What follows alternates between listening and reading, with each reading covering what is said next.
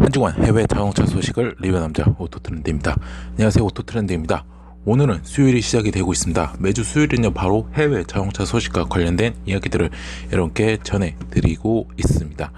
오늘은요 총 6개를 준비를 했습니다. 그럼 바로 시작을 해보도록 하겠습니다. 일단 첫 번째 소식으로는요 바로 아우디입니다. 아우디의 소형 스포츠 쿠페 및 로드스터 TT가 있죠. 근데 1998년에 등장해가지고 남다른 디자인으로 바탕을 삼아서 아우디의 상징적인 이제 모델로 자리 잡았죠. 지금은 현행 3세대 모델을 2014년에 나와 어느덧 모델 체인지를 앞두고 있는데요. 그런데 이 4세대 모델은요 기존의 컨셉트를 유지하지 않을 것으로 전망을 하고 있다고 합니다.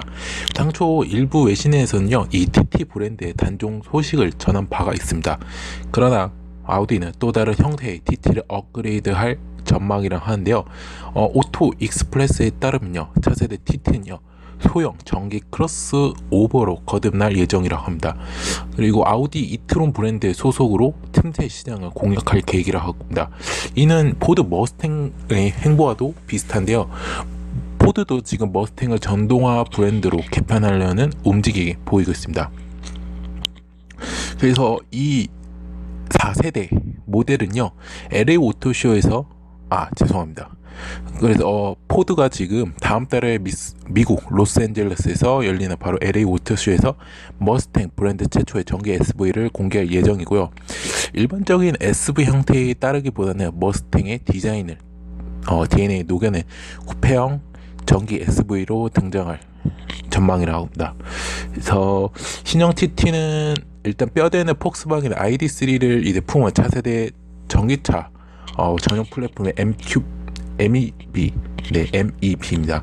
그래서 자체 크기는 아무래도 아우디 Q3보다는 작을 전망이지만 넉넉한 휠베이스 바탕으로 실내 공간을 널찍이 확보할 예정이랍니다. 자세한 파워트레인 정보는 드러내지 않았지만요. 지금 폭스바겐 ID3처럼 세 가지 배터리 옵션을 예상할 수 있고요. 기본으로 58kWh를 시작해서 최대 78kWh까지 제공할 전망이고요. 일단은 참고로 이 ID3의 충전 거리가 최대 550km라고 합니다. 그래서 그렇고 한다고 합니다. 그래서 그렇고요. 지금 어떻게 보면 아우디는 지금 이제 2025년까지 총 30종의 친환경전을 내놓겠다고 발표했고요. 이는 이 가운데 20종은 순수 전기차고요. 나머지는 플러그인 하이브리드 모델이라고 합니다. 그래서 과연 어떻게 보면 이게 6년 안에 일어날 상황인데요. 과연 차세대 아우디 TT가 어떤 모습 등장할지 앞으로의 행보가 궁금하다는 점을 말씀을 드리고 싶습니다. 그렇게 알고 있으면 좋을 것 같고요. 나온 대로 또 여러분께 얘기를 해드리도록 하겠습니다. 그 다음 이야기는 바로 BMW 그로의 바로 미니 이야기를 합니다. 미니가 첫 양산형 순수 전기차인데 미니 일렉트리가 내년 상반기에 본격적으로 글로벌 판매가 예정된 가운데 미국 시장 내 판매 가격이 이미 공개가 됐다고 합니다. 지난 29일 외부 외신에 따르면요. 내년형 2020년형 미니 쿠퍼 SE 일렉트릭의 판매 가격이 탁송료 $850를 포함 37,500달러로 책정했고요. 이걸 우리나라 돈으로 하면 약 3,600만원 수준이라고 합니다. 여기에 지금 이 미국 기준으로는요, 이 세금 공제 혜택을 받을 경우 17,900달러까지 구입이 낮아질 것으로 예상을 합니다. 그러니까 거의 미국 같은 경우는 한 1,800만원, 한 2,000만원대까지는 구입을 할 수 있다는 거죠. 그래서 미니 일렉트릭 같은 경우에는 쿠페 일렉트릭 기본형 모델은요 내비게이션, 자동 온도 조절, 열선 좌석이 포함되고요. 본격적인 인도는 내년 3월경으로 시작이 된다고 합니다.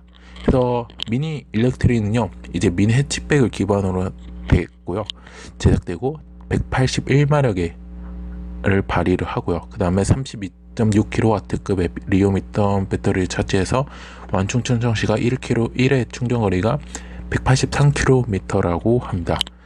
그래서 제로백은 6.9초 만에 도달을 한다고 합니다. 그래서 하고 충전은 방식은요, 배터리 충전 방식 콤보 이 방식으로 하고요. 만약에 50kW DC 급속 충전 시에 35분 만에 80%가 채워진다고 하고요. 7.4kW AC 충전기를 사용하면 4시간 이내에 배터리를 100%까지 충전을 할 수 있다고 합니다. 표준형 모델에는요, LED 헤드램프를 기본으로 새로운 디지털 계기판, 2존 자동 에어컨, 난방 시스템, 내비게이션 등 풍부한 편의 장비를 제공하고요. 주행 모드는 스포츠, 미드, 그린 플러스 총 4가지로 한다 했고요. 이 그린 플러스 모드에서는요, 이 전력 소모율을 최소화하고 에어컨 등의 편의 장비 사용을 제한을 하게 됩니다. 그래서 이 양산은 이번 달부터 영국의 옥스포드 공장에서 시작될 예정이라고요. 사전 계약에서는 지금 사전 예약을 하고 있다고 하는데요. 미국에서는 약 4만 5천 건의 계약이 이루어졌다고 합니다. 그래서 고객 인도는 내년부터 이루어진다고 합니다. 참고로 지금 BMW 그룹 코리아에서 따르면요, 2024년 이후부터 미니 브랜드 전 라인업의 전기차 도입을 실시할 계획으로 갖고 있다고 하고요. 이 쿠페 SE 일렉트릭 같은 경우에는 내후년 2020년경에 도입될 것으로 알려지고 있다 합니다. 이 정확한 이야기는 국내 자동차 소식에서 제가 알려드리도록 하겠습니다. 그래서 그렇게 알아두시면 될 것 같고요. 그 다음 이야기는 바로 테슬라 얘기로 넘어가도록 하겠습니다. 테슬라가요, 4번째 모델, 바로 모델 Y를 생산을 내년 여름으로 목표로 하고 있고, 지금 미국 캘리포니아 프리몬트 공장에서 생산을 한다고 합니다. 모델 Y는요, 모델 3를 기반으로 만들어진 컴팩트 크로스오버 차량입니다. 다만 차체 크기는 모델 3 대비 10% 정도 크기 때문에 경쟁 모델 BMW X3와 메르세데스 벤츠 GLC와 크기는 비슷할 것으로 보이고 있습니다. 테슬라의 총수인 일론 머스크는요, 이제 모델 Y에 대해 기능은 SUV지만 달리기는 스포츠와 같을 것이라며 무게중심이 낮고 공기 저항 개수는 0.24cd이므로 핸들링 특성도 역동적일 거라고 밝힌 바가 있습니다. 신형 전기 크로스 오버인 이 모델 Y는요, 테슬라의 주류 모델로 활약할 예정입니다. 사양은 스탠다드, 롱레인지 AWD, 퍼포먼스 4가지로 출시를 한다고 하고요. 최상위 모델에는 최대 주행 가능 거리가 최대 483에 이른다고 합니다. 이거는 예측 지금 테슬라에서 얘기를 하는 것 같기도 합니다.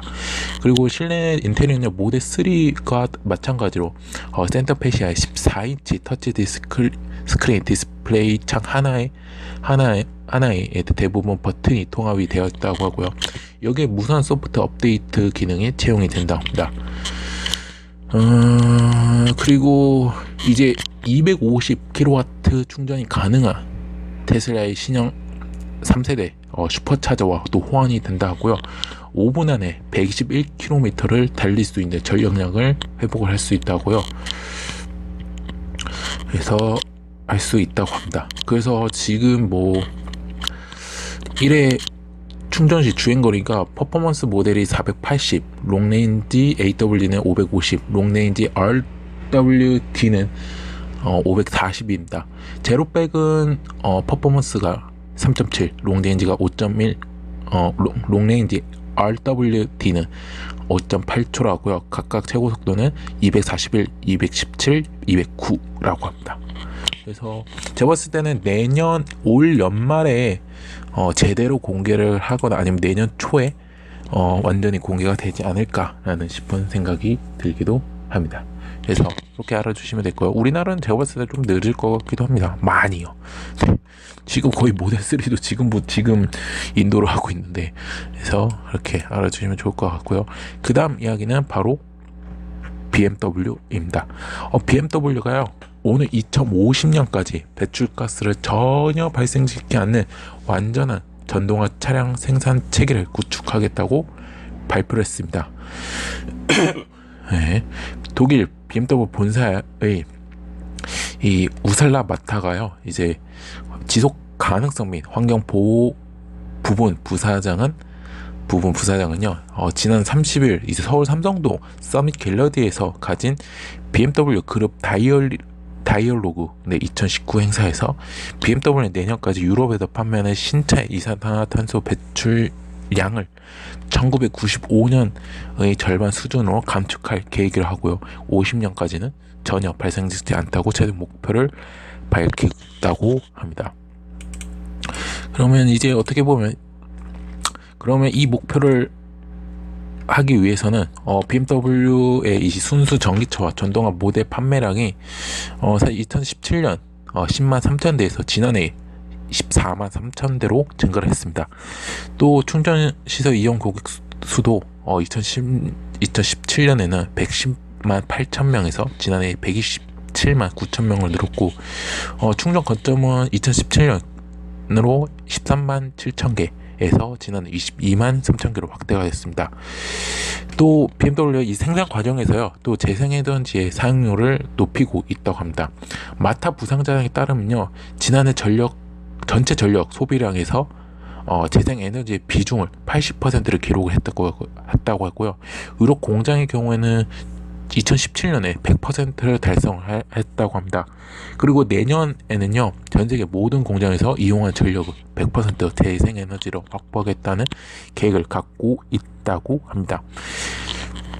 그리고 이 재생에너지 외에도요, 이제 미래 모빌리티와 관련해 여러 미래 사업 계획의 밑그림을 또 소개를 했다고 합니다. 이 컬스틴 비어팔트 BMW 기업 전략 지능형 도시 및 도시 수형 경영 매니저는요, 2030년에 전 세계 인구의 60%가 도시에 거주할 것이라며, BMW는 인구의 도시 집중에 따른 소음공해, 대기오염, 교통체증 심화 등 다양한 문제에 대비해 혁신적인 미래 모빌리티 전략을 수립해 시행할 것이라고 합니다. 그래서 지금 어떻게 보면 지금 뭐 자율주행이나 커넥트 기술, 전기와 관련된 서비스 등을 이동 등을 통해서 또 이동성 자체를 크게 변화시켜 다양한 융합을 진행하고 있다고 합니다. 아무래도 BMW는 제가 봤을 때 BMW 그룹, 어떻게 보면 이것 때문에 어차피 BMW 그룹에 있는 브랜드들도 일부 요거에 대해서 제가 봤을 때 또 약간 폭스바겐처럼 비슷하게 갈 것 같아요. 근데 제가 생각하기에는 폭스바겐보다는 그렇게 많이는 아니지 않지만 그래도 도토리 키재기라고 생각하면 좋을 것 같습니다. 그래서 그렇게 알아주시면 좋을 것 같고요. 자, 그 다음 이야기는 바로 대박 사건이 하나 터졌습니다. 바로 이탈리아와 미국의 합작 자동차 업체인 바로 피아트 클라이스와 푸조 시트로잉 브랜드를 보유한 유럽 2위 업체 프랑스 PAC 그룹의 공장 폐쇄 없이 50대 50 지분을 갖는 조건으로 합병을 추진을 한다고 합니다.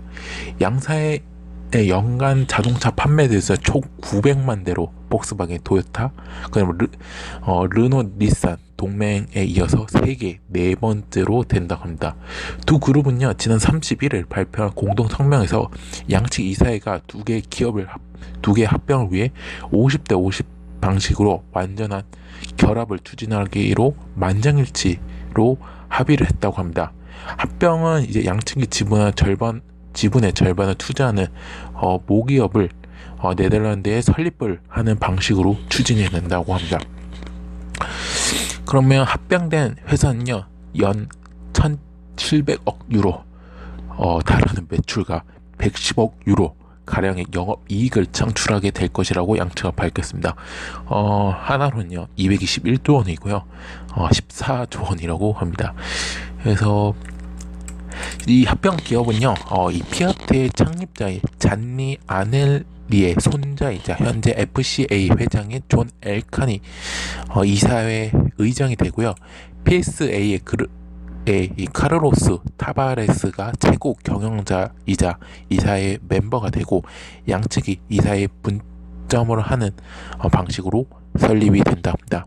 만약에 지금 합병을 확정됐죠. 시가총액 500억 달러, 약 58조 2,750억 원의 가치가 나오고 있고요. 어떻게 보면 자동차 공룡의 탄생을 하게 되는 거죠. 아무래도 합작을 하는 이유는 바로 전기차 시장의 급성장, 배출가스 저감 등 친환경 이슈 부상, 자율주행차 기술 확산 등 급변하는 자동차 시장에 대한 대응 능력 향상과 이를 위한 대규모 투자 자금 확보 등도 합병의 추진의 배경으로 되고 있다고 합니다.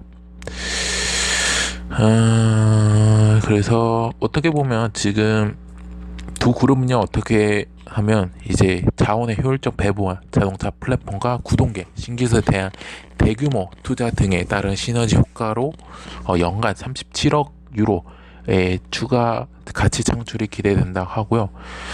합병 기업은요, 합병 이후에 공장 폐쇄 등의 조치 없이 현재 공장들을 그대로 가동하기로 했습니다. 사실 FCA가 그동안 여러 차례 경쟁사와 합병을 추진해왔습니다. 지난 5월에는 뭐 프랑스 르노 자동차, 르노그룹과 합병을 공식 제안했다가 한 달 뒤에 철회한 바가 있는데요. FCA가 제대로 이제 됐으면 하면 좋을 것 같습니다. 그러면 4위로 올라서게 되고요. 르노는 아까 전에 제가 르노 르산 동맹을 하고 있죠, 이미. 그래서 이렇게 지금 글로벌 업체는 지금 엄청난 난리를 치고 있다는 걸 말씀을 드리고 싶습니다. 자, 마지막 이야기로 마치도록 하겠습니다. 마지막에는 바로 이탈리아 슈퍼카 브랜드 페라리가요, 새로운 488 챌린지 에보 모델을 공개를 했다고 합니다. 이 모델은요, 이탈리아 무게로 서킷에서 열린 페라리 피날리 몬티알리 행사에서 최초로 선보이게 된 이 모델은요, 지난 2016년 488 챌린지를 선보인 지 3년 만에 공개된 모델로서 이전의 488 챌린지의 전반적인 퍼포먼스와 레이스 역량을 높이고 핸들링 성능을 한층 개선해 더욱 강력한 차량으로 탄생을 했답니다. 이 에보 패키지는요, 공기 역학적 특성과 차량의 주행 성능 간 시너지를 최대한 하는 것이 목표로 개발이 되었다고요. 이번 모델은 다운포스의 증가와 함께 새롭게 적용된 필레이 타이어를 통해서 퍼포먼스가 좀 개선이 됐다고 합니다. 그리고 개발 초기 단계부터 페라리의 GT 드라이빙 시뮬레이터를 이용해 이전 모델보다 나아진 드라이빙을 보여준다고 합니다. 그리고 뭐 코너링 시에는요, 턴인을 높이고 언더스티어를 현상을 줄이기 위해 전면부의 다운포스를 더 높였다고 합니다. 그리고 이제 했고요. 디자인은 이제 차량을 조금 설명해 드리면요, 전면부는 이전의 488 챌린지보다 공기 역학적 효율성이 30% 가량을 증가시켰다고요. 오버행 길이는 다운포스로 증대로의 영향을 주어 균형을 최적화할 수 있도록 재조정이 됐다고 합니다. 그리고 라디에이터 그릴의 흡입구는요, 더 길어졌다 하고요. 범퍼의 중심에 위치한 U자형 흡입구는 차량 전면의 제동 장치로 이어진 디자인 측면에서 스포티함을 더욱 강조를 했습니다. 그리고 측면인 경우에는요, 후방 미러 아래 공기가 인터쿨러로 흘러가도록 전환하는 엔드 플레이트가 적용된 작은 사이즈의 윙을 부착을 했다고 합니다. 또한 이제 공기 역학적 특성을 한층 고려한 형태로 나타냈고요. 그리고 이제 후면 스포일러 아래 또 후면 윙에 각각 위치한 새로운 환기구와 놀더의 적용은 다운포스에 영향을 미쳤다고 합니다. 그래서 이렇게 또 하고요. 그 다음에 아까 전에 제가 필레이 타이어가 새롭게 장착이 됐다는데요, 이 필레이 타이어가 새롭게 장착된 필레이 타이어는요, 7개월 가량 발룬 루가 그냥 무겔로 르카르 텔레 그다음 및 실버스톤 등 유럽을 대표하는 다양한 서킷에서 488 챌린지 에보 맞춤형 테스트를 과정을 거쳐서 적용이 되었다고 합니다. 그래서 이렇게 했고요.